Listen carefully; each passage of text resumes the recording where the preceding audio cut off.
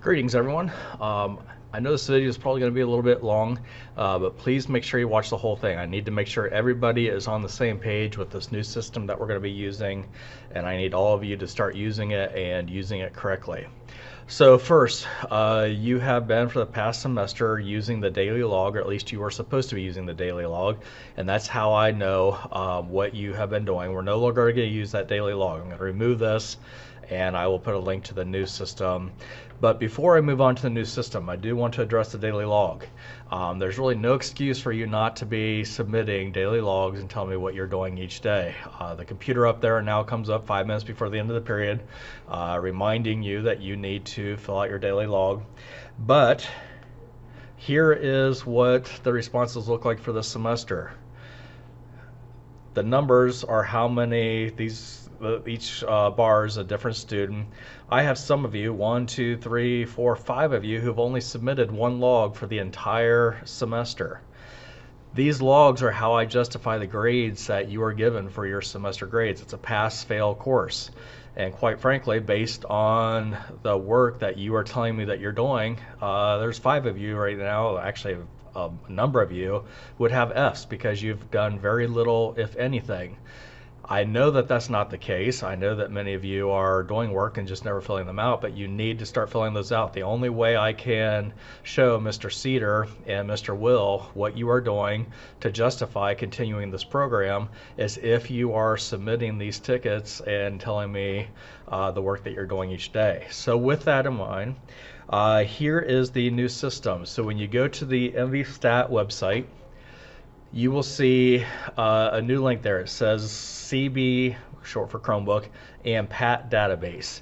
PAT, for those of you who were in Gen Yes last year, the Gen Yes way of keeping track of projects that you've done was TAPS. This is just reversed. It's now PAT. And all that stands for is Project Activity Time. So every day I need you filling out your PATs, telling me what you have done. So this is the new system. It has a combination of both the PATs as well as tickets, Chromebook inventory, parts inventory, all that stuff, all wrapped up into one, which should help simplify some of the process. First thing you're going to need to do, though, is you're going to need to log in. If I try to go to add a PAT without logging in, it's not going to let me.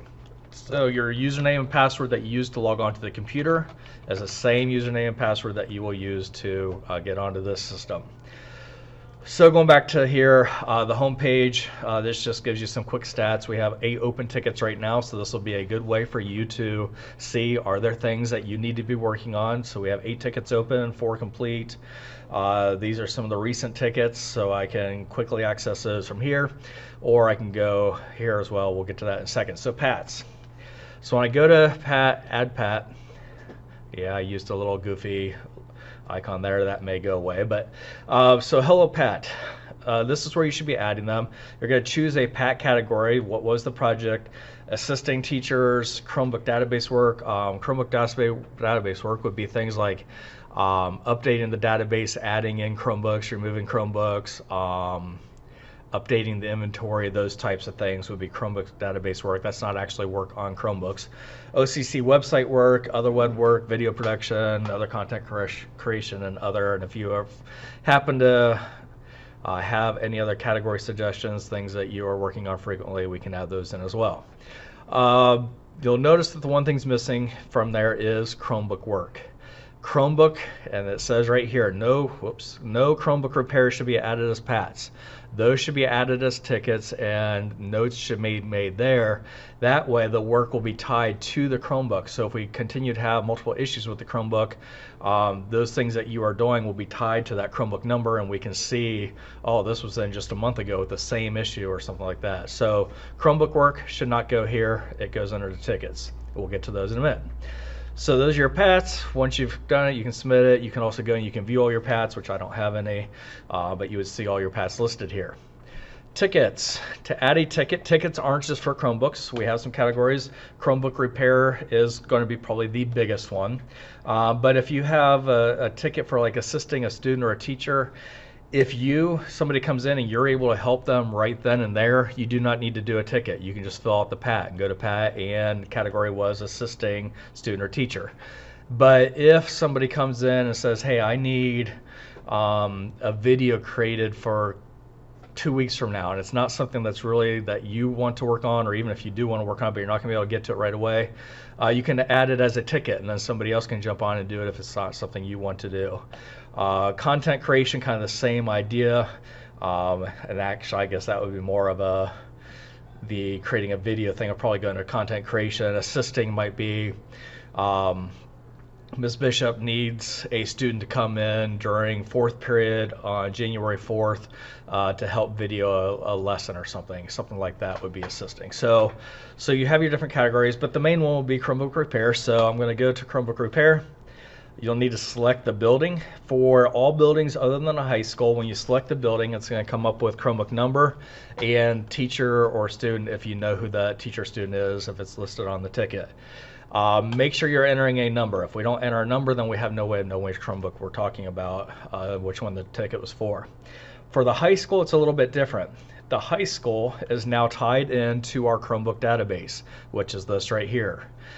So let's say I'm looking for 2019-124. Well, all I have to do is just type in 124, wait just a half second, and it should pop up. Oh, here's 2019-124. I click on it, and it will fill in the serial number and who it's assigned to. In this case, it's not assigned to anybody.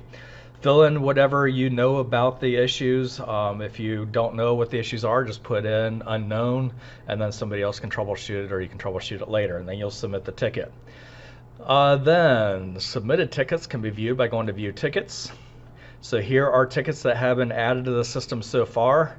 If I want to view the details about it, I click on the little eye icon. It'll take me to the information. So on this one, this is a power button daughter board issue for Chromebook 2019-522, issued to Austin Daniels. So if you start working on it and you have updates, click on Add Ticket Update. This is also where that PAT is going to be created. How much time did you spend troubleshooting it? Did you use any parts? These parts are coming from the inventory, which will be the next thing we look at. So they're coming from our inventory. When you choose one of these parts, it will automatically subtract one from the inventory, so you don't have to worry about doing that. Then provide any details. Also make sure you fill this out before you close a ticket. So if you're the only one that worked on it and you got it done, it took you a half hour, put that in there, submit the information, and then you can come over and you can go to close ticket. But don't close the ticket without putting that information in, because it's not going to give you any credit. It won't automatically add a PAT for you when you close that ticket. That needs to be done under Add Ticket Update. The Edit Ticket, you won't see this button. This is there for Mr. Course and I. If we need to go back and edit a ticket at some point, we can do that, but you should only be creating it and then adding updates to the ticket. Parts inventory. So this is what Reed has been doing a large part of the inventory stuff and taking care of that for us. This will hopefully simplify the process for him. But so here we have all of our parts, new and used. Really remove, there's only, I suppose, maybe 2 times you'd need to use remove.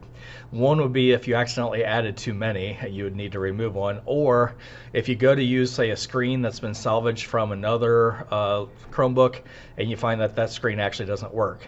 Well, that screen does us no good. Remove it from the inventory. It's not going to get removed from the Chromebook repairs because it wasn't good. We couldn't put it in. So really, this would be the only times to remove.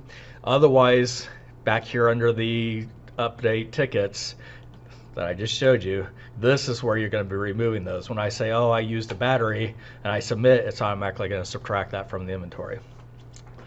If you are in the Chromebook room and Mr. Lang, almost forgot his name, if Mr. Lang happens to bring in a box of new screens, there's maybe 20 screens in there, then go find the screens, go to add, and then just add in how many new ones we need to add in, and you can add to the inventory that way. Then our Chromebook database. So here are the Chromebooks listed from 2019-01 down through, I mean, you can see I'm seeing 25 at a time right now. We have lots of pages. They're all in here. You can change this if I want to view 50 at a time. Okay, so now I'm seeing down to number 50. We can do a search for a specific Chromebook. So it looks like I did 120 before. Let's see who has 120. Mason Lewis has Chromebook 2019 120. All you have to do is just type in that last part of the number. You can, if you want to, type in the 2019 dash whatever 120. You can do that, but if you just type in 120, it's going to find it. Also, we can do a search by last name. Let's look for Smith, because I know we have lots of Smiths. So if I do a search for Smith, there's all the Smiths.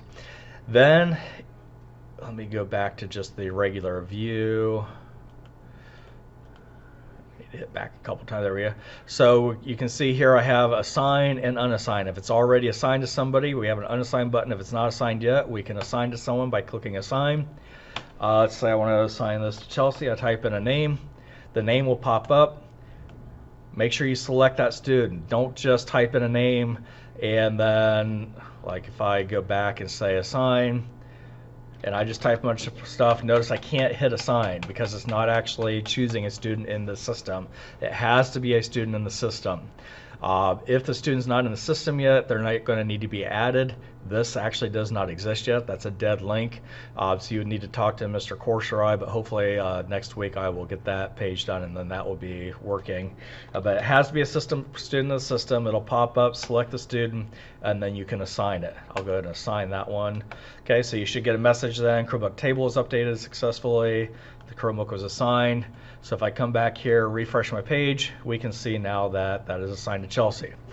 Now if I want to unassign it, same process, unassign, returning Chromebook 2019-01. Anytime you return a Chromebook, a student brings it in or somebody brings it in, look it over, kind of assess it. If it still looks brand new, that'd be excellent. If it maybe just has some normal wear on it, but it's still working perfectly fine, no major scratches or anything, then that's good. Fair would be, I mean, it's definitely got some damage, but it's still working, but it just maybe doesn't look very good. Poor, I mean, we've seen some poor ones. Hopefully we don't get too many of them, but we've seen some of those.